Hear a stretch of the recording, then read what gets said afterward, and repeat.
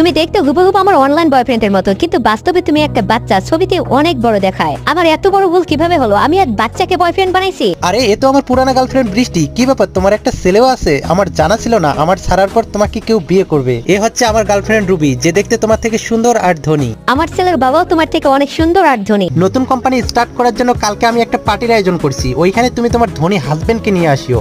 এখন আমি কি করি? আমার তো কোনো হাজবেন্ড নেই। আইডিয়া, প্লিজ কালকের পার্টিতে তুমি আমার ছেলে হয়ে যাবে। ঠিক আছে ইয়েস। আরে বাবা, কালকে তোমার বার্থডে পার্টি, তুমি এখানে কি করতেছো? বাবা, আমি তোমার জন্য মেয়ে খুঁজছি আর আমি পেয়ে গেছি। কালকে ওনার সাথে একটা পার্টিতে যেতে হবে, তুমি যেতে চাইলে চলে আসিও। আরে বাবা, তুমি তো সত্যি সত্যি চলে এসেছো। তোমার হ্যান্ডসাম হাজবেন্ড আসেনি? বাবার জায়গায় তো আমি এসেছি। এরকম ছোট্ট পার্টিতে আমার হাজবেন্ড আসতে চাচ্ছে না, এজন্য ছেলেকে নিয়ে এসেছি। এরকম মিথ্যেবাদী লোকের সাথে কথা বলার আমাদের সময় নেই। আর কে গ্রুপের সিইও আমাদের সাথে প্রজেক্টের ডিল করতে আসবে। রুবি, তুমি জলদি সবকিছু রেডি করো। আর কে গ্রুপের সিইও আমার বাবা। এটা শোনার পর সবাই হাসতে থাকে। কার এত বড় সাহস আমার ছেলে আর স্ত্রীর সাথে মজা করে।